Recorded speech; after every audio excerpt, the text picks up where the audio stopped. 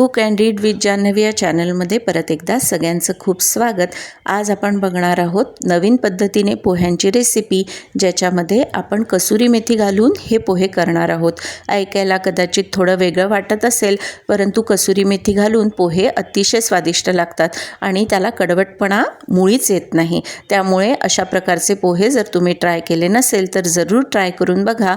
इथे मी सगळ्यात पहिले पोहे जाड पोहे घेतलेले आहे, त्याला आपण चाळून नंतर स्वच्छ धुवून घेतला आहे आणि मग आपण फोडणीमध्ये काय काय टाकणार आहे ते सांगते। ज्याच्यासाठी आपण थोडी कसुरी मेथी घेतली आहे, त्याचबरोबर थोडी कोथिंबीर, 2 हिरव्या मिरच्या आणि लिंबाचा एक छोटा तुकडा, त्याचबरोबर कढीपत्ता आणि भरपूर शेंगदाणे वापरणार आहे।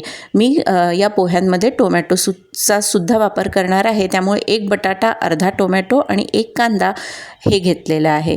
त्यानंतर आता आपण हे सगळे जे पदार्थ आहे हे चिरून घेणार आहोत, जसं की कांदा, टोमॅटो आणि बटाटा, त्याचबरोबर मिरची पण बारीक करून घेतली आहे आणि कोथिंबीर चिरून घेतली आहे।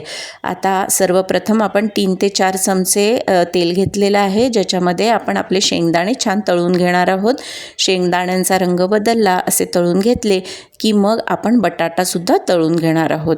नेहमी आपण जेव्हा पोहे करतो त्यावेळेला आपण बटाटा घातला तरी तो असा तळून घेत नाही, परंतु अशा प्रकारे तळून घेऊन बटाटा जर पोह्यात घातला तर तो अधिकच स्वादिष्ट लागतो। त्यामुळे मी बटाटा पण तळून घेतला आणि त्यानंतर आपली जी नेहमीची फोडणी आहे ती केली, ज्याच्यासाठी आपण जिरं, मोहरी, हिंग, कढीपत्ता, मिरची हे सगळं टाकून फोडणी केलेली आहे।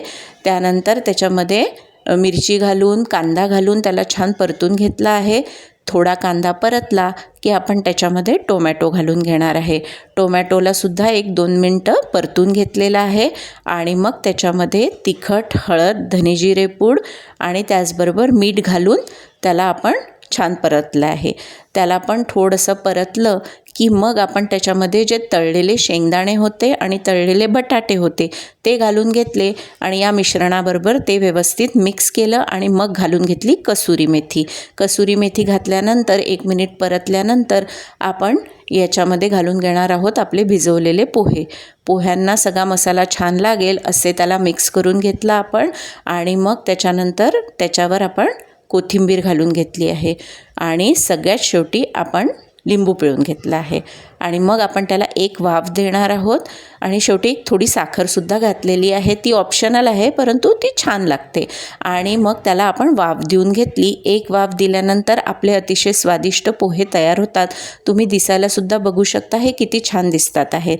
तर असे आपले पोहे जर तुमच्याकडे आलू भुजिया असेल तर ती त्याच्यावर घालून अप्रतिम लागतात आणि कसुरी मेथीमुळे जर तुम्हाला असं वाटत असेल की याला कडवट चव येईल तर तसं मुळीच होत नाही। तर असे एकदा वेगळ्या प्रकारचे पोहे करून बघा। अशाच नवनवीन रेसिपींसाठी माझ्या चॅनलला शेअर, लाईक आणि सबस्क्राईब करायला विसरू नका।